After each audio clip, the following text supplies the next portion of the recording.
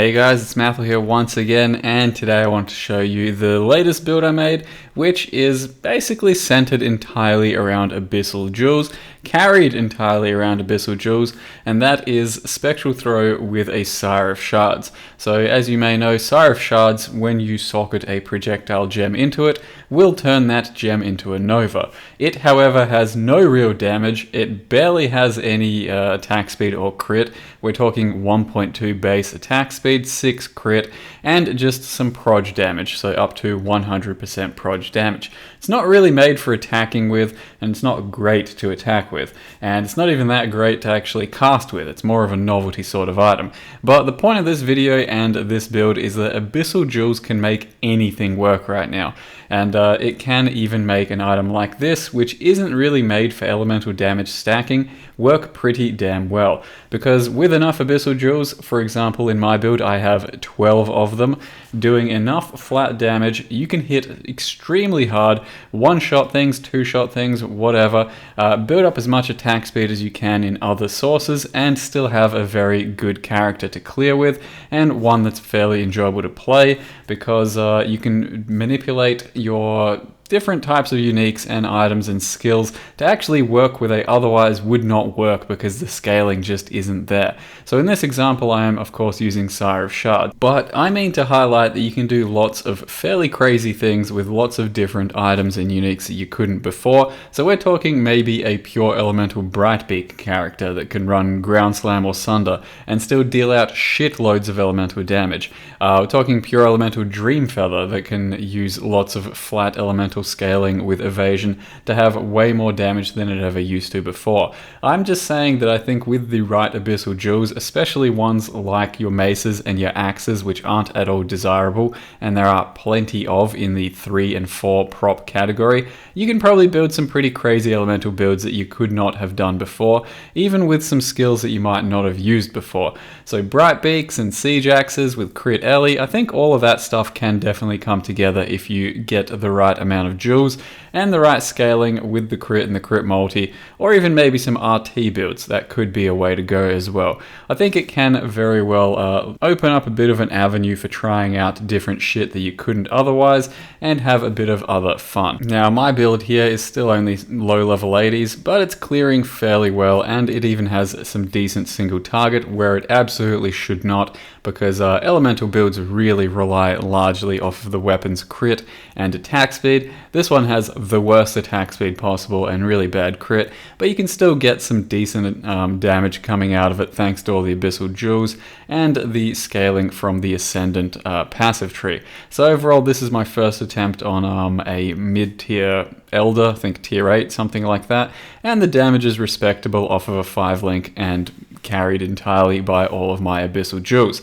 Going further into the character's progression, I will probably grab an actual staff that does some damage and just craft it so it has a bit of crit and attack speed for pure single target. But I did want to show you just a bit more of the gameplay of the Sire of Shards side of things with the Nova Spectral Throw basically going everywhere.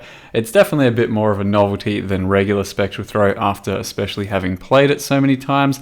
It's probably slightly less effective overall just because of the attack speeds, but in some situations it is definitely more effective since it will kill a lot more in a bigger area. But it's mostly just there for the novelty, and I'm having fun trying to build something a little bit different around staves for a change. So the character's going okay. He's not the best thing in the world, and probably not too many people can follow this exact build thanks to all the jewels required. But I do want to show you guys what I've done and how you can build one like this if you want to go down the jewel path. Now before I go on, I do want to show you what this Spectral Throw looks like without any microtransaction, in case you want to do something equally as stupid. So it is, and for the purpose of everything in the video up until now, I have been using a 5-link. It is a Sire of Shards, but I do have a Pledge of Hands skin transfer over it. When you don't have a microtransaction, it looks something like this. So it gets pretty ridiculous and a bit silly. That's with Pledge of Hands though. With the Sire of Shards, it's pretty much just as dumb. I can't exactly show it to you though without taking the skin transfer off. And I was using a 5-link for that entire video. Up until now, I only just 6-linked and haven't actually played around with my 6th link yet. But the idea is Spectral Throw, you have crit strikes, GMP, early damage with attacks, and damage in full life, and a shitload of jewel sockets from the tree. So we've got 1, 2, 3, 4, 5, 6, 7, 8. And each individual jewel socket with this sort of roll gives quite a lot of damage, because we have a lot of elemental, a lot of lightning, a lot of fire, and a lot of cold coming from each and every single jewel, because these really aren't desired by anyone for any means. So a jewel like this is completely insane, but it only costs something like 10 chaos. So each and every one of these jewels I bought from anywhere 3 to 20 chaos, let's say, depending on how much the person wanted. And similar ones with, let's say, axes, maces, those should not be very desired either. You can probably get away with getting some cheap 3 or 4 prop ones for those.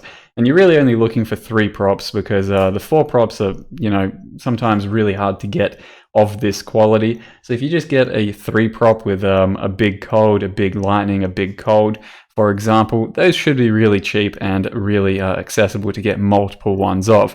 It's only the 4 props that have lots of big rolls on them that will get a bit tougher and are a bit scarcer out there. But I definitely think you can do something like axes, maces. Even the swords, daggers, and claws aren't as popular for the pure elemental damage side of things, so you can definitely build around those as well. And I think it's pretty damn worth it. Not necessarily to do an Ascendant, it doesn't have to be a Scion, but to scale largely around your Abyssal jewels. I am also using 2 here, similar sorts of jewels, and then a couple in my belt, which are similar, but I of course went for life as well, so that I can actually get some life from my belt. With the increased effect of socketed jewels as well. So the passive tree is kind of all over the place, and as a Scion I do have the option of pathing to Shadow, or starting at the path of Shadow, because I ended up taking Assassin for a little bit of crit, since Sire of Shards has almost no crit whatsoever, as well as Slayer, so that I can leech on full life and maximize my usage of damage on full life support, as well as being a strong defensive tool. Not sure if there's better ascendancy options out there, but these are the ones I went with, and I thought it was the best for this character. And of course I went Scion because I wanted to scale a lot of elemental jewels, and I wanted a very flexible passive tree, because I knew going to staff nodes and jewel nodes would be kind of iffy. And that's why I didn't want to start initially as Inquisitor, though I do think you probably could do it as Inquisitor. But that is why we're starting over here with Shadow without any connection, because of the Scion Ascendancy here, in case you're confused. Besides that, we do have a bit of Leech, bit of Valpact. Otherwise, passive tree is pretty straightforward. A lot of traveling, some elemental damage, life. It's a bit of crit, not too much going on there, and a bit of crit multi and crit down, or rather up here. So I don't have that much crit to scale with, and that's why I absolutely needed crit strike support. That's why I'm also using Rat's Nest when I've previously only been using Star Conjures.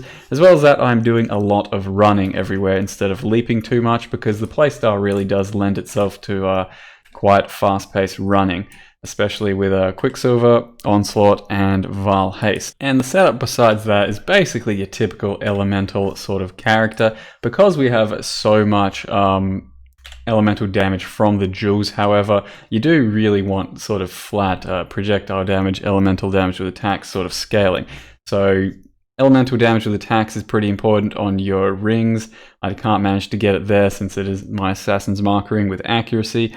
But as well as that, really do need multi, because my tree does not have a lot of crit multi at all. It's only got this little bit from staff, little bit over here, and little bit down here. And since we're using jewels purely for Abyssal socket purposes, you don't get any crit multi from the jewel sockets there.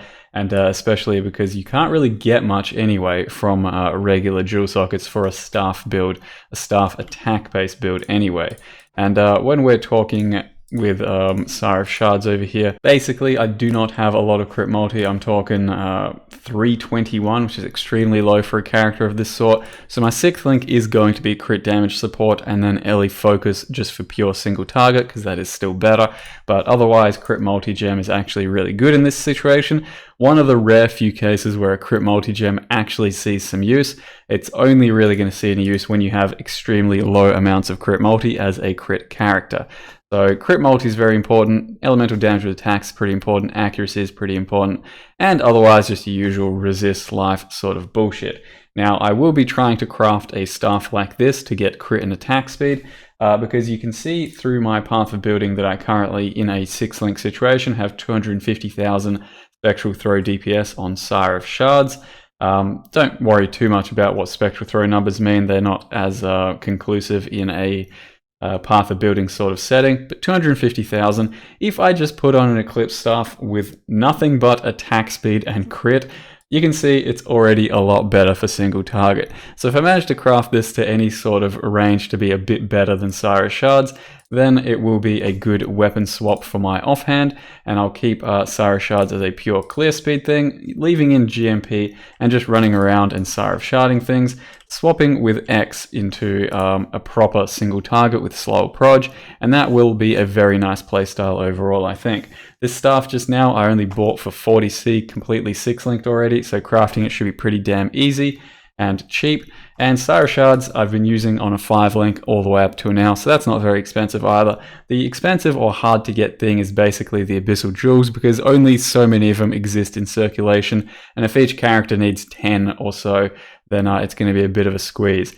But you really only need 3 props, just good 3 props I think, and you can do plenty of different variations of a build like this, like I said. So yeah, get onto that axe, mace, and claw, dagger, whatever sort of stuff.